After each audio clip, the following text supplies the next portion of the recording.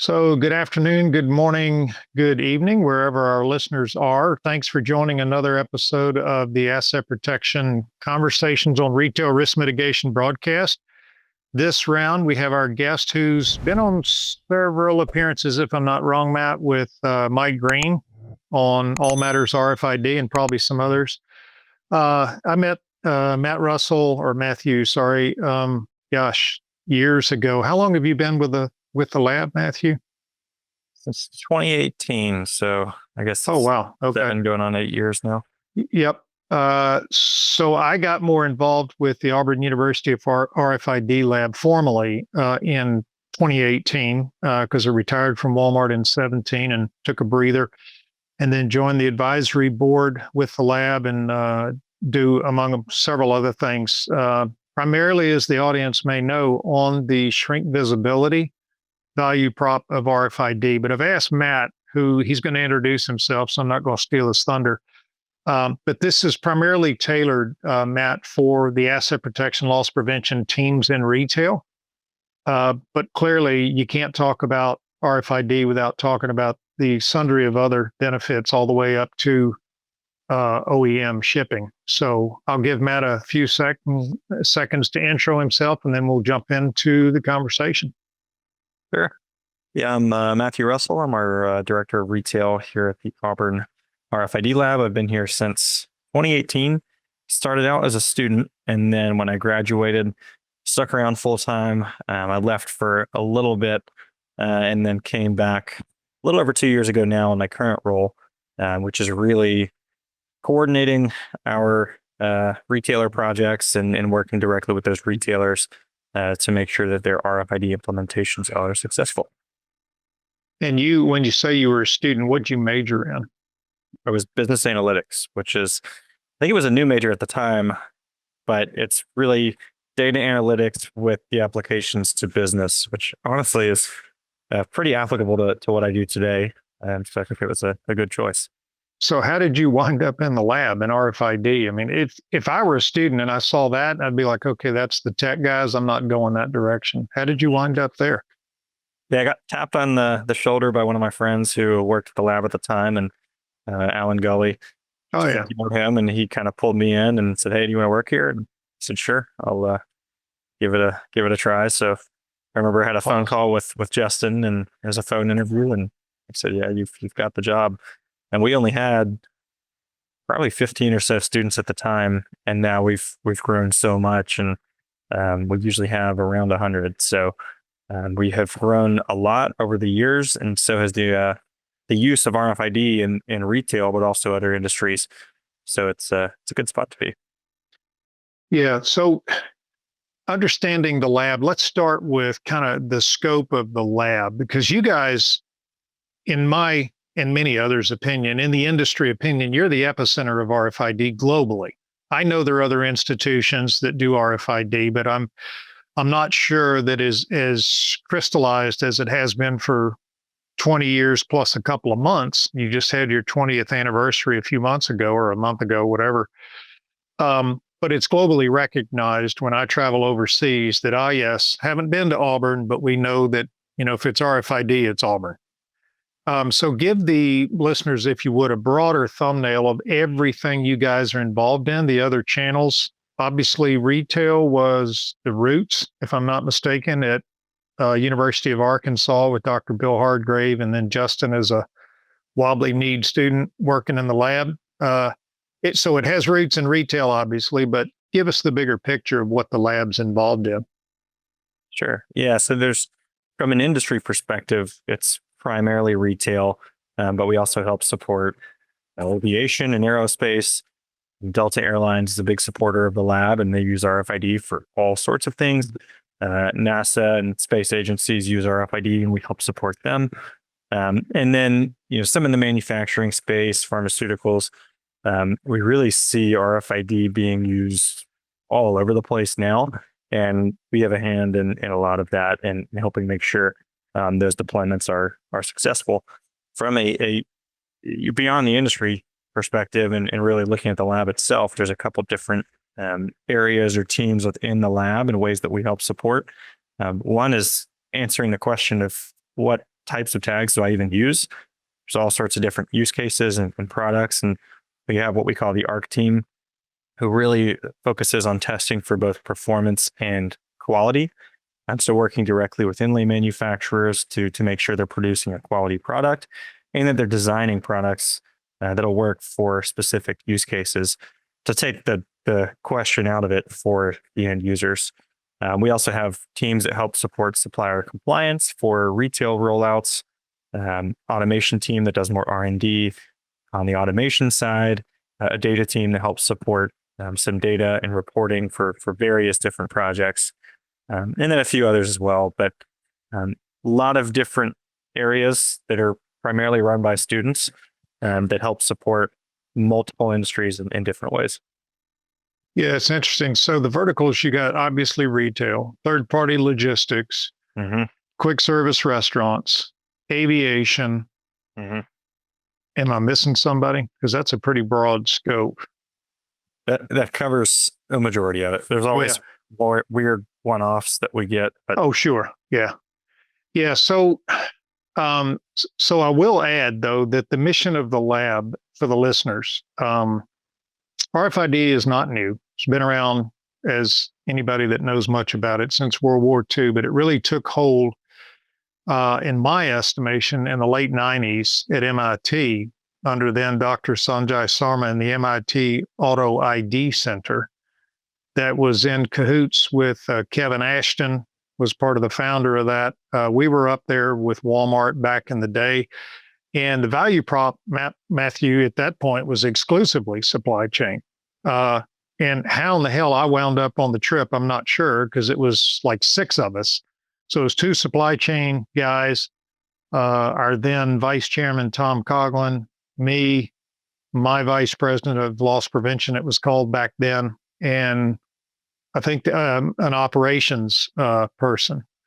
And we went up and did the dance with MIT, went through all the, here's how it works. So the mission of the lab for the listeners is not, does RFID work? That horse left the barn years ago. We have tested it till we're all blue in the face. So it's not a question of does it work? Those verticals that the lab operates in are use case focused, not does it work? So we'll talk a little bit more later on, Matthew, about the broadly known in retail anyway is the vulnerabilities of the technology at 915. Is it 915 or 918? The frequency. Yeah, 915. I think it's 915 megahertz. Mm-hmm. Without getting technical, is vulnerability to liquids and metals. So if I have malicious intent, if I'm a crook, forever, all I had to do if I went to, say, Target, who uses RF EAS systems, all I had to do is have a foil lined bag, throw in a bunch of crap. System probably wouldn't read it, and I'm good to go. AM, much stronger signal, much less susceptible to interference, and metals at 58 kilohertz. So this isn't about does RFID work. We're going to talk a lot about the use cases and things that, and we're still, I'm going to get Matthew's opinion, understanding he represents the lab, on why is it in 2025, and we first looked at this in 99 at MIT, 26 years. And in your estimation, the adoption in retail, who are the most, aggressive's not the right word, but who are those that have more openly embraced RFID and are really seeing the value in it? What industry types? Apparel, hardware, tools, batteries? What's your opinion? Where do you see it going? Yeah, it really all started with apparel. That's where we see the most adoption with UHF RFID globally, for a couple of reasons. One is assortment is a huge challenge in apparel, right? Like I could have 10 different t-shirts of different sizes that all look similar to each other. And then from a physics standpoint, it's really not that hard with apparel. There's not a lot of, like you said, metal or liquids that you're having to work around. So it makes sense. It's easy, and there was a challenge there or a problem that needed to be solved with inventory accuracy for apparel. And that's kind of where everything started. Um, some of the big retailers, most of the department stores are using RFID for apparel and have been for quite a while now. We saw Walmart roll out, Target uses RFID. So you'd be hard pressed to find a large apparel retailer that's not using RFID at this point. And now we're seeing expansion to some additional categories, general merchandise and home, and beyond that, where there's a little more of a challenge with some of the difficult materials like metal or liquids. But we're working kind of around those challenges to reap the benefits, which is primarily inventory accuracy. Another example that Walmart kind of led the way on was tires and automotive batteries, and similar to apparel, like for tires, they all look pretty similar to each other. But you really need to know what you have, because if you have 3 out of 4 and someone's looking to buy a set, then you're out of luck. So we were able to spec that out, come up with a couple tags that actually worked on tires, and now they're using that in their stores. Yeah, that the additional wrinkle of malicious intent. So let's segment for the framework of the conversation. So supply chain visibility and inventory accuracy is obviously a major use case, if not the major use case. And then secondarily, shrink visibility, which are primarily most of our listeners. And I didn't really tell you, our listeners cover the globe, really. Yep. So, we'll try and globalize our conversation and not make it too much US centric, but the technology doesn't care where it's deployed. It's the same. So in shrink visibility, you do have intentional interference attempts to make it not read, et cetera. In the sense of apparel, in my experience, apparel, it's no surprise that was really the start, because apparel, of all the categories in merchandise, are, as you said, some of the most difficult to get your arms around the inventory. Absent of RFID, you go to what's behind you right now and try and do an inventory. It's going to take you forever, because even though they're all blue quarter zips hanging over your left shoulder, we don't know what size they are, or if they're different in any way. One has green color, one has yellow color, if they're different UPCs. And for my 22 years at where I used to work, apparel inventories were always a challenge. I can't say much more than that, but it was, in a more brand-esque way of saying it, it was a dumpster fire.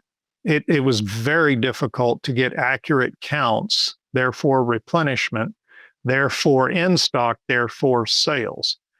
So no surprise, started with apparel. Let's talk for a minute. So for those that may have just cursory knowledge of RFID, so metals and liquids were always, if there was ever pushback from the loss prevention guys on using RFID, it was that. It's like, well, wait a minute, I got a ton of crap in electronics that has metal. I got perfumes and all that stuff, or that's liquid. On the high theft categories, jewelry, hardware can't really adequately protect it. What's changed? And I know you said you've only been there since 2018, but you're a smart dude and you're neck deep in this. How have we evolved from those rather apparent vulnerabilities in the technology to today? What has improved? What are the workarounds? Have we gotten in a better place in that specific area? Yeah, I think so. To start, there have been improvements in the RFID tags themselves. The tags that we have today are much better performing than ones that we had 10 or 15 years ago. So I think there's definitely been improvements in that area, but really the biggest change that we see is RFID friendly packaging. And that's where we see a lot of unlock for product categories that we would look at and say, we don't think there's a solution for this. We see now on liquid items, there's specially designed packaging that will move that RFID tag above the fill line of the liquid. like little flag tags that come off of it.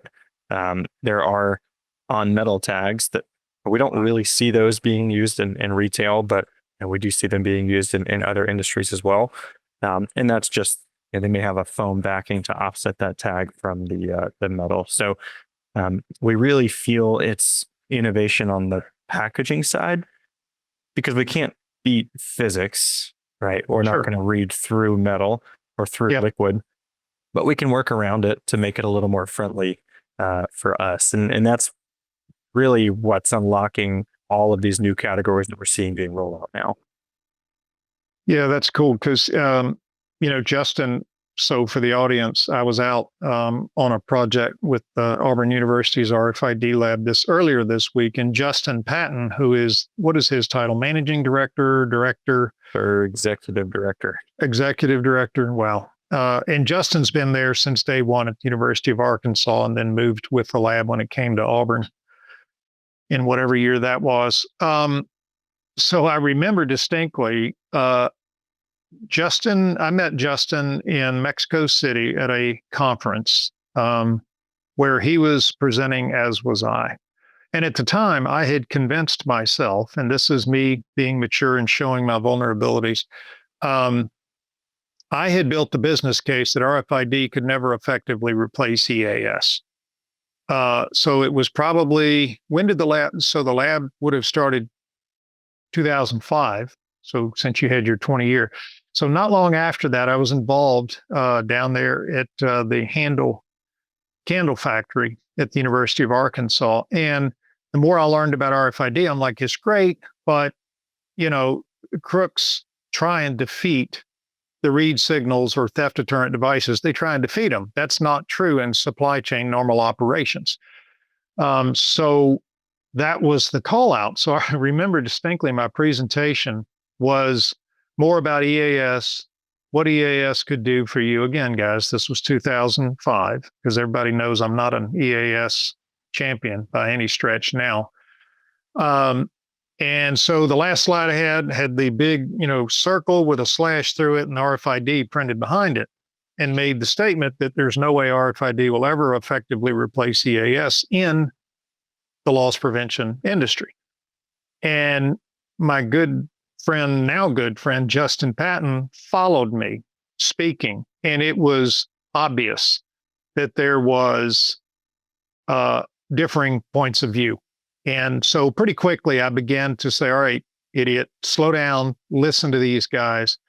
And here we are. It didn't take me 20 years to get here. I was over EAS and conventional stuff probably 2008, 2010, and a huge proponent of what RFID can do in shrink visibility. Are there any other retailers, Matthew, you can talk about that are publicly doing well in the shrink visibility space? I think the biggest one that comes to mind is Macy's. And they've been very public about how they're using RFID for shrink visibility, and using that to target organized crime and not necessarily target a one-off customer that's walking out with an extra item and didn't realize they didn't pay for it or something like that. But they're really targeting organizations that are coordinating this. There's entire supply chains of stolen products that are leaving stores, and RFID as a unique identity unlocks visibility into all of that. Macy's has been public about doing RFID scanning in flea markets and fence stores and in different places where you may find stolen or diverted products. And they can use that to track back and see, hey, we understand where this product may have come from, and then can piece that together. I think we're starting to see that from other retailers as well, where RFID is becoming a key piece of evidence in their investigations because it provides a unique identity to every product, it's new. Retailers have really never had that before. Yeah, and I can say this because Joe Cole was actually on a broadcast I joined him on with Mike Green. So I'm just paraphrasing what Joe shared. Joe, for the audience, Joe Cole was the vice president of asset protection for Macy's for many years, recently retired within the last few weeks. And Joe was really the man, if you will, in retail on shrink visibility use case and RFID. And I remember when Joe shared with us, he said, Brand, maybe this wasn't on the broadcast, but he said, Brand, I've been in the industry a long time, as have you, and you intuitively know stuff. I mean, you don't need to get, drowned in data. You're like, dude, that's not right. Here's what's going on. Well, even at our late stage of professional maturity, we find out that in fact, what he learned and presumably other retailers, what you thought was a source of loss is in fact not correct. And he had those, I won't call them revelations, but he had those reveal parties, if you will. He's like, holy crap, all these years I thought X, Y, and Z, and here we are at ABC. Because for summary's sake, for the audience, I have yet to meet a retailer that can provide true financial item level shrink. If there is one, please call me, because none of the tier ones I know have true financial item level shrink. What I mean by that, Matthew, for the sake of this conversation, is that on inventory day, so every year or so, every publicly held company conducts an annual inventory, and they have a third party typically that comes in, and you have 50 or 60 people running around with calculators and scanners, and they scan everything in the store, and basically they reconcile your financial journal to your physical inventory, and if there's a gap they can't account for, it shrinks. So if my ledger says I have $10 and I count everything on the floor and it says, no, you have $8, I've got a 20% shrink rate, $2. We don't know where it is. In my past, the real dollars are, they're real dollars when you do that reconciliation. You lost $2. And then in some retailers, you can disaggregate that down to maybe a department level. So electronics, you lost 80 cents of that $2. Jewelry, you lost 10 cents. HBA, you lost 40 cents. But under that, you really don't know. And when I say you really don't know, there are a lot of educated guesses, and I can say that because that was my team at my last employer that we did. And we did all those sophisticated analyses, but at the end of the day, it was an estimation. You simply don't know. And here's why that's a problem. It leads you to tribal knowledge in spending a lot of capital dollars protecting what you suppose is a theft problem, when in fact, you may never have ever received the product. The CPG may have shipped it to, Bangladesh instead of Canada, but the invoice came to you, and since you don't item level count anything, you hit accept and it updates your PI, and guess what? You own it financially and physically, but it isn't there. So until the day comes that retailers can say, okay, because Matthew, if you're a buyer, within seconds how many of your items you've sold across the entire fleet of stores. So if I'm Walmart and I'm a toothpaste buyer, give me 5 minutes to run a report and I can tell you exactly how many tubes of toothpaste I sold, my initial margin, my maintained margin, my markdown, everything. If I ask that same buyer, what's the shrink rate on the, this SKU, damn if I know. But yet we make a lot of expensive decisions at scale to protect product that we really don't know, number one, is a theft issue, or is it a supply chain issue, or is it a markdown issue? So if a retailer inventory is at retail, every time you do a price change, if you're taking the inventory system on hands to calculate the retail adjustment and your inventory isn't right, you baked in shrink. Straight line. There's no fuzzy math there. You just booked yourself shrink. If you inventory at cost, that component doesn't exist, but it's worth saying that, I've done presentations in the past with retail leaders, and many were shocked that we didn't have true item level shrink. I don't know.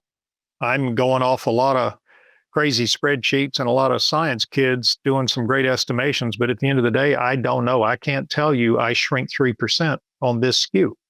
I don't know. So all of that to say, RFID provides that answer because of what Matthew just said earlier, guys, is it is like a license plate on every single one item in your store. Whereas the UPC on all of those blue quarter zips over Matt's left shoulder, the UPC is the same. If they're all the same product and same size, it's the same UPC across the world. If they're RFID tagged, each one of those has a unique identifier. And that's what helps, to your earlier comments, Matthew, when you bust those warehouses and try and figure out who owns what, you know the history of that product and whatever information is stored on that 96-bit, I'm assuming it's still 96-bit tag, that illuminates and provides for us asset protection professionals a whole different worldview of what is happening.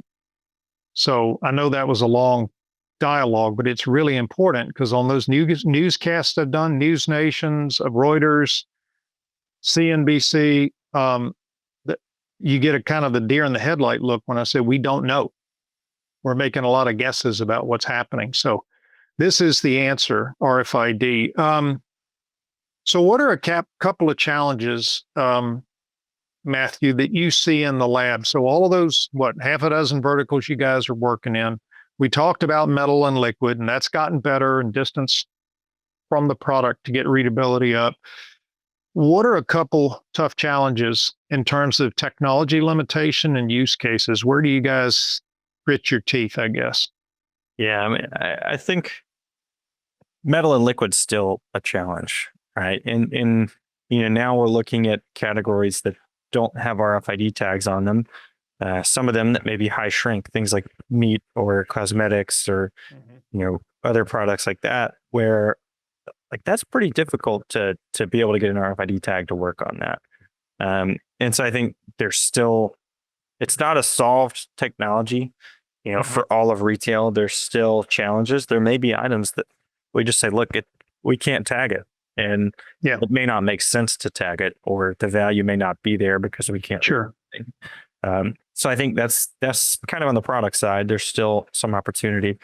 But on the technology side, the history of RFID in retail especially has been, okay, we're going to use a handheld scanner to go scan this store. That's relatively inexpensive. That gives us a snapshot of what's in that store at that point in time. For supplementing and informing shrink visibility, you really need more than that, right? And so we begin to look at fixed infrastructure, which is readers that are constantly reading either on the inbound or at exits or even throughout the entire store. There's a lot of interest in that area, but the question is, one, how does it scale? Two, how expensive is it? Because it's definitely more expensive. Affordability. Current solutions. And it may not make sense to do that. Like I could go drive a Lamborghini and go really fast, but that may not be super reliable, right? Yeah. And so I think those are some of the challenges that retailers are trying to solve, and understanding how those solutions work with the tags that are already in the stores and on their products. Because I may not expect to read 100% of what's walking out the door or what's coming in into receiving, just because of how that stuff is packed in a box, or maybe it's on a pallet. Mm-hmm. There's a lot of variables there that can impact readability, but maybe from a shrink perspective, any visibility is better than no visibility. So all that to say, I think it becomes, there's a lot for these retailers to weigh, a lot of options that they need to work through. And, some of that can be challenging to kind of wade through. And I think we're seeing more retailers that are learning and becoming more mature in that space. But compared to how we've seen RFID being used in the past for inventory, we're still a little early on, I think, for that full deployment of infrastructure and use of RFID. Yeah, some of my internal conversations over the years, back when I was on a W-2, it was almost the conversation was, well, if it can't read 100%, why in the hell am I interested in it? And I'm like, well, if you're chasing utopia, go back to your portfolio and point to one technology that was utopia, that had zero flaws. So to me, the caption isn't, well, it's better than what we're doing now. It's, if you really want to increase your visibility and get incrementally better at what you do, that's the answer. And it's a reliable answer. And for the sake of the cost of the tags, that some people, obviously not current knowledge people, but get hung up on, it's like, oh my God, the tags cost $1.50. I'm like, no, it's almost equal cost to what you're paying zillions for EAS tags. So it's a matter of, stop putting that tag on, put this tag on. And you've got it's not even comparable performance measures in terms of intelligence that you gather from it. So when you're looking at the shrink pie, and you mentioned this supply chain, and we kind of opened with that, the original use case at MIT and the Auto ID Center. Another challenge with shrink. So we don't have true item level financial shrink. So that's a problem. And we never know all the way from the source of the shrink. We know it's gone. Remember that $1.80 comparison? We did our inventory and we said $2 is missing. I have no idea whether it never made it out of the manufacturer in Shenzhen, if it fell off in a container in the middle of the Pacific, if it got lost at, Los Angeles Rail or in the DC, I have no idea. But in retail, and this is pretty much across the board, but in retail, when you have that $2, that's your first visibility to there's a problem. And the mischaracterization that we open the door to is it all happened in the store. So we go upstream to the distribution center and say, hang on, I need to know. And they're like, oh no, we're perfect. Stay the hell out of the DC. We're good, which is not true, but that's the argument. And then you go upstream to the supplier. Hey, how do I know for the $80 million PO you cranked out and all the subsequent invoice? How do I know you shipped that? Where's your assurance to know that it left your facility? And you don't do that analysis to highlight doubt. You do it to highlight fact. And again, layered on RFID, in a perfect world, if you had it on every item, you would know where it got lost. And you would know if it ever got shipped. And you would know and be able to reconcile paper billing invoices to physical inventory and correct it before it ever hits your accounting at the back door of the store. From that, adding on, if implemented, you get true item level financial shrink. Then you've got a complete picture as a VP, Matthew. If you're VP of Asset Protection for Walmart, that's the first time in history you now have a complete picture on what is causing shrink. And as you know, that was my job for my 22 years at Walmart. I don't know how many ugly meetings I went into with senior operations executives when shrink would go up and they're like, Brand, what in the hell is causing shrink? And oftentimes it was a struggle for me to filter my comment. I'm like, are you friggin' kidding me? You don't know.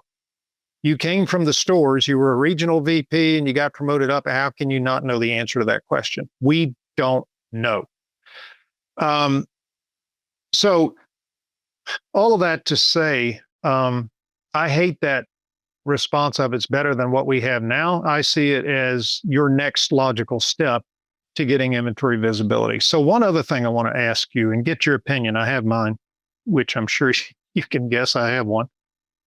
When COVID hit, I mean, it was a crap storm, supply chain wise. It disrupted and pressure tested every facet of a retail operation known to man. Forget all the other industries. Retail was just under tremendous pressure. Understanding that .com, if you were in a good position, like Walmart was in a really good position, other retailers were, they were already doing something in that space. All they had to do was hit the gas. For the tragic few that didn't have a .com presence, I mean, they're probably not even in existence anymore because that took them down. Do you feel like COVID in any way accelerated the adoption of RFID? Because let's face it, we've been talking about this crap for damn near 30 years. Right. I definitely think it did. And we see that, the momentum has picked up since COVID across the board. And now it's not just the few big retailers that are doing it, but the small retailers are like, how do we get on board? How do we do this? I Interesting. think you're right. I think it's a shift from,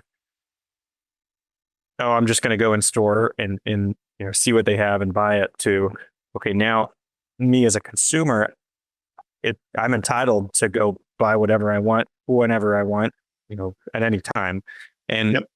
I think the need for inventory visibility to be able to serve the online customer is very important, especially when you've got a product in stores, and a lot of people are researching what they're going to go buy before they even go in store now.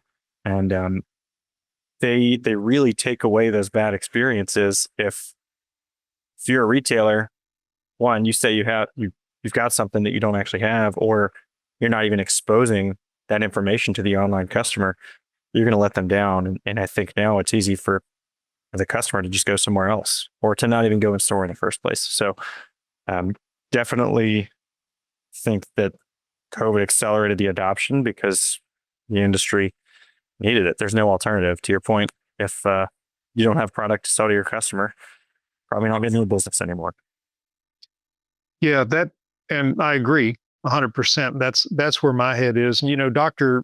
Bill Hargrave, for the audience, Bill Hargrave really was the founding father of the RFID Lab at Arkansas, and then brought it to Auburn. And Dr. Hargrave did a really sharp study on exactly what we're talking about. And in that study, and I'll do the Reader's Digest version, it was basically that you don't get a second shot when I go to Target.com or Meijer.com, whatever, and it says you have it at store 56, and that's the store in your neighborhood. And so you fill out your order and send it, and you get to go pick it up. It's like, oh, hey, no, we don't have a large black polo shirt, but we have a hot pink extra small.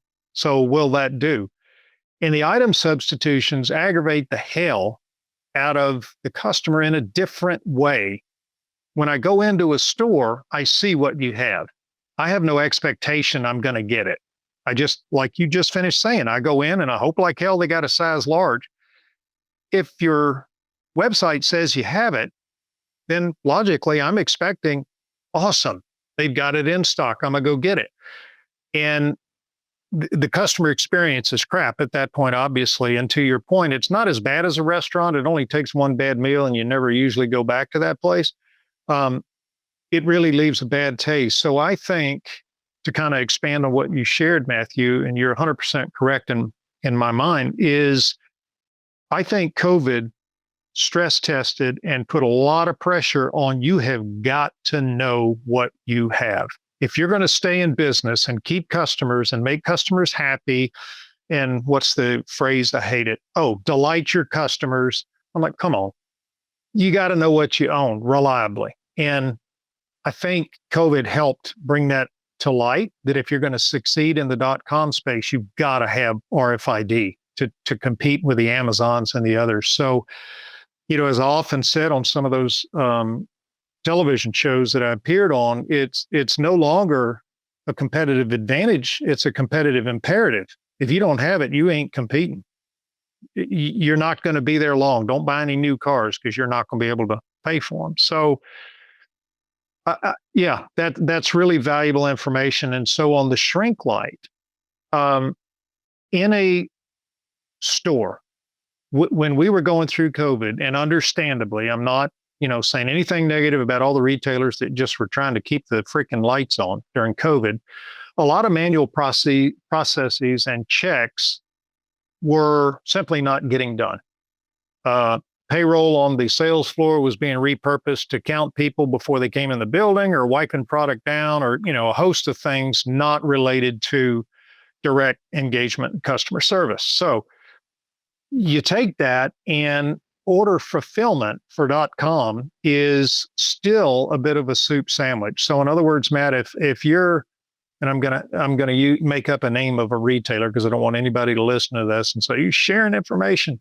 But if I'm, Russell's department store and I order something, and you're the guy filling my order and we're buddies. And I say, hey, dude, here's my order number 386. How about you fill it? And since we're getting together this weekend, a couple video games and a bottle of Jack would be great. Are there controls in place that Matthew doesn't fill with extra merchandise that isn't paid for? And the answer to that, unfortunately, in a lot of cases, is there are no controls in place to know what is physically in that, let's call it green tote, because it looks like you have a green shirt on. We don't know. And again, that's blind shrink. And we're going to assume somebody stole it when in fact it's an internal case, internal fraud. So again, RFID, you would know exactly what's in that tote. And it opens the door for a much tighter sequence of accountability of a transaction to know that in fact, we know what went out the door because we got readers on either side of the door. They went out to dispense it in and it read everything and nothing extra popped up. Answer this for me, if you would. We already stated for the listeners, we've been screwing around, we retailers have been screwing around with RFID for 30 years. Why is it taking so long? I mean, I know that's older than you are, but why in the hell is it, how old? Well, I can't ask you that on camera. Not 30 yet. I was going to say, you don't look anywhere near 30, but it's been around longer in retail than you've been alive. Yep. Why is it taking so damn long to get to what I would consider a representative install base across retail? Why is it taking so long? I think the biggest challenge in retail is getting suppliers to actually tag. I think it sounds easier than it is, but if you're a large retailer who has 5 or 10,000 suppliers that you're asking to RFID tag, it's not as simple as, hey, go put an RFID tag and then we're good to go. There's requirements that have to be laid out. You have to identify what tags the suppliers are going to use. You got to make sure they're doing it the right way. And then once all those suppliers tag, it takes time for that product to flow through the supply chain and actually get to stores. And it takes time to train up the stores and get them to understand how to execute and actually scan that product. And so I think there's so much that goes into that. And there's some suppliers out there that say, hey, look, we're not going to do this. We're going to do it on our own terms. And it is a constant battle to stay on them to make sure that they are doing it the right way. So this, it's a different game for vertical retailers who have control over their product. Some of them deal with similar challenges, but that's why we see in general vertical retailers are a little bit farther along as far as use cases and adoption because they have the control, they have the ability to manage all of that. For those non-vertical retailers, they have to be able to enforce that execution, that adoption. And I think now we're at the point as an industry where we kind of understand what that path looks like and what it takes to hold those suppliers accountable. But for a long time, I think that was a challenge that a lot of retailers and organizations just weren't willing to fully take on. But I think now enough of the industry and enough of the leadership, especially at these retailers, see the value in it. So they're willing to put forth the investment and commit to actually doing that and making it work. Yeah, at the 20-year celebration, John Furner, the Walmart US CEO, was the keynote speaker. And that his presence and speaking says it all. That this is no longer does it work and how do we, get business value out of it. I'm not going to paraphrase anything he said, but the environment was such that it was more use case driven. So how do we implement this in our specific retailer, whether you're vertical or, what you're doing? So of those, let's call it 6 verticals you guys are playing around with, why do you suppose some of them are much farther ahead than others? Is it when they chose to adopt, or are they just better at executing, or they don't have the complexity of customers screwing around and interfering with a closed loop system, if you will? What's your idea on that? Yeah, I think there's, it's a combination of things really, but like in the retail space, it's a clear value for them. So some of these retailers are really far ahead, right? But also maybe it took a little bit longer for some of them to get started because they're not vertical. Outside of retail, we look at, I'll use like Delta Airlines as an example. They have control over their own bag tags, right? But not necessarily all of the airports that they work with. So for them, it's, let's start at some of these airports and continue to scale that out and kind of scale that network up. They also use RFID for internal uses like checking the safety equipment on their planes. And, that's an initiative that they've had leadership buy-in. That's all right. Let's go forward with it. One thing we like to say is during COVID, Delta was looking at what programs they were going to cut to cut down on costs because people aren't flying as much, and they said RFID and bag tags is not something they want to cut because it's lent to such customer satisfaction. Sure. And any alert you get for your luggage is through RFID. And I think they see the value, and that's what carries them along and accelerates that. Other industries, I think that value is still being explored. And if there's not a significant value, it's just not going to be as quick to be accelerated. And so I think we're learning as we go. And from a physics standpoint, there's industries that use a lot of metal, that have a lot of liquid. It's not as simple as a bag tag on a piece of luggage or a t-shirt, for example. Yeah, one that I was at the meetings with this week is the Los Alamos National Labs. And guys, those that may not know it, and I hate to do this because you're going to be like, really, Brand? If you saw the movie Oppenheimer, it's those guys. So this is a storied institution, Los Alamos, New Mexico, out in the middle of nowhere, doing what they do best, which is nuclear weapons production. And Ray, one of their people, came and spoke at the 20-year anniversary. And it was compelling because they're in the national security space, zero defect national security space. I know the airline industry is much like that. You can't say, well, good enough, put some duct tape on it and call it good. But in a different light, in the space of national security, you have zero room for error. And I won't go into obviously any details about what that means for them, but they're looking at RFID to help in the manufacturing process of what Los Alamos does at that component. And they'll move at the government pace, just like retail sometimes can be glacially slow at doing things and then lightning fast at others. It's just a matter of priority and what they see as a real business. In the few minutes we have left, Matt, where do you see RFID going? What do you think's the next big Los Alamos National Lab, totally out of the blue engagement? What do you see coming? I know you're just retail channel guy, but you've been there long enough to really kind of have the whole thing under wrap. Mm-hmm. I think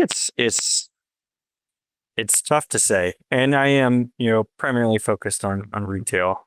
So that's my experience. I think even within retail, we see a lot of interest on the food side of retail. So things like bakery items and other food products that you wouldn't necessarily think, okay, we got to go put an RFID tag on that. But understanding additional data fields like expiration or maybe even batch lot, things like that for FSMA compliance.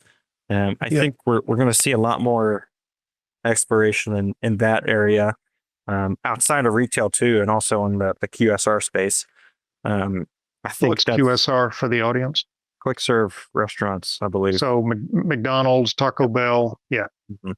Yeah, and that may not be at the individual unit level, but maybe at the case or pallet level farther upstream to be able to track. So I think along with some of those safety requirements, RFID is a solution of choice that helps solve those challenges, then we may see some adoption there. But it's hard to say. I don't think there's one thing that for sure is going to explode, but definitely think we're seeing more RFID all over the place, really.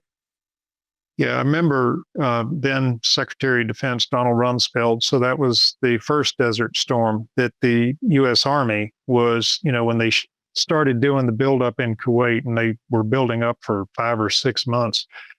And it became apparent in the supply chain, which is incredibly efficient in the military for obvious reasons, um, grappling with what is here, what's on the ship, and what's yet to leave port at Fort Bragg, Fort Benning, Fort Belvoir, pick your post. And I remember those elementary conversations back then. I was in command when that was going on in Germany. So we didn't get a lot of information, but we were all curious about that. What the hell is RFID? And the fact the military was pushing it on containers, so they could at least tell the containers here. And in that container, through the inventory sheet manual, we should have all this crap inside: night vision goggles, weapons, whatever. So it's got a long history and a long tail. And I think the value prop, and this is a compliment to the Auburn University RFID Lab, 20 years of sweat and tears, is you've assisted a multitude of industries in focusing on the so what, and to get out of the clouds and say, if you're in retail, here's your value prop. And a simplistic, clear messaging of I can increase sales, inventory visibility. And if you're smart like Joe Call, I can tell you what that $2 gap is in your inventory. I can tell you what the hell it is instead of you guessing. So hats off to the Auburn Lab. You guys started out with you being the epicenter of RFID around the globe. That is absolute fact. And through my conversations in Europe with a lot of startups and companies over there, you guys have a hell of a reputation around the globe. If it's RFID, you need to be in Auburn. So you guys do a fantastic job. Do you see anything, Matt, that the rest of the industry may not, in your long-term vision of saying, you know what, if we don't tackle this, or if we don't anticipate this, it's going to be a gut punch? Do you see anything coming, or you think we're in good shape? I think it's maintained execution where execution is a factor, right? Okay. Where RFID is deployed, because even if there's tags on all those products, the second you lose sight of execution, making sure that someone's actually doing a good job scanning, then that data doesn't become good anymore. So I think that's definitely part of it. And I'm not forewarning anything that I see in the future with that, but I think it's just important to focus on. And additionally, I think it's maintained quality from a supplier standpoint, and really seeing more responsibility being pushed to the suppliers and the packaging providers that are creating this smart packaging that's RFID enabled, in understanding how that works and being able to actually make sure that's going to work when it gets to the store. I think that's going to become more critical as we expand into these new categories beyond apparel. And smart packaging is really going to be the solution. And so them having that responsibility to do that well, I think is really going to make or break the success of a lot of these programs. That's really cool. And so obviously I'm a couple of days older than you are. Execution in retail. So I don't know about, any of, but in my estimation, in my professional 40 years of experience of combined Army and retail, execution is always a challenge. I mean, you can have all the training manuals and the technology, but if you don't execute the expectations, you're never going to realize the value prop. So that continues to be a challenge. But in my estimation, RFID provides a level of granularity to those levels of execution that gives you a chance of having a better grip on what isn't happening. You know when somebody read something and when you didn't. Exactly. And if I see it on an installed reader, but I expected you to scan it once it hit the shelf and you didn't, that gives me visibility. And upstream with the suppliers, and that is a generations old battle, if you will. And it started with EAS source tagging back in the day when you'd go to a CPG or, Apple or anybody, and say, hey, you got to put this little 3 to 5 cent tag on every item. And they're like, nah, not feeling it, not happening. And the cat fight starts, and whoever's baseball bat's bigger, that's who wins. And they wound up source tagging. The vast majority wound up EAS source tagging. And to a degree, with a little bit of a cloudy value prop to it. And I know I was a huge proponent of it. People that know me have known me for years. They're like, Brand, what in the hell are you saying? Yeah, because that's all we had in the toolbox back then. And believe it or not, in the late 90s, EAS tagging was our innovative idea, next step, combined with more robust and specific packaging requirements, to your point, buddy. So when we bought Pokemon, whatever the hell that thing was, that was the hot toy in the late 90s coming out of China, and the packaging was horrible. I mean, half the time it fell apart in shipment before it ever got to the shelf. So we had to have packaging specifications. And then when EAS got rolled out, we had to have the tag within plus or minus 3 inches, well, no more than 3 inches away from the UPC barcode for proximity deactivation. So in a historical perspective, these challenges are not new, but they are back center stage. And it includes more than just asset protection now having to engage in these battles. The John Furners and, the officers and operations across retail are now having to get engaged because it compromises your intended value prop of the technology if you don't. So I think that moving away from EAS source tagging, which was typically traditionally saying that the only thing that does is stop a crook. Whether it does or not, who knows, but that was it.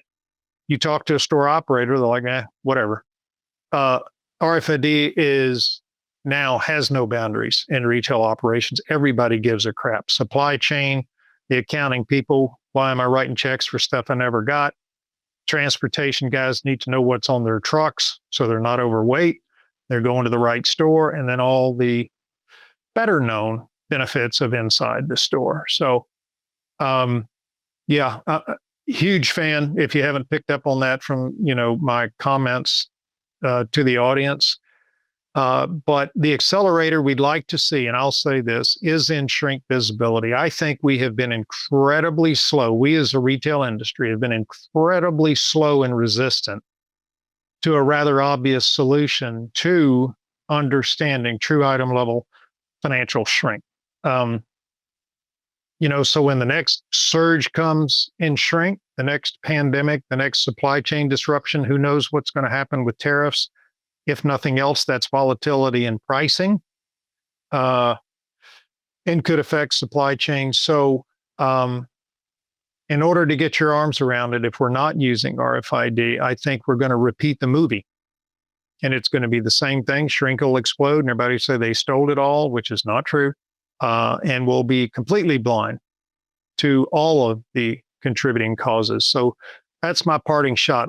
We've just been almost asleep, with few exceptions, in shrink visibility with RFID. So hopefully some of the listeners will pick up on that. I'm sure they're going to learn some things, Matt, from you being the director or the manager of the Auburn University RFID Lab retail group, channel. What do you call it there at Auburn?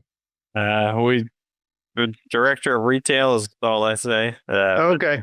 The retail projects, I guess. Okay. And you have a team, how big? Oh, man.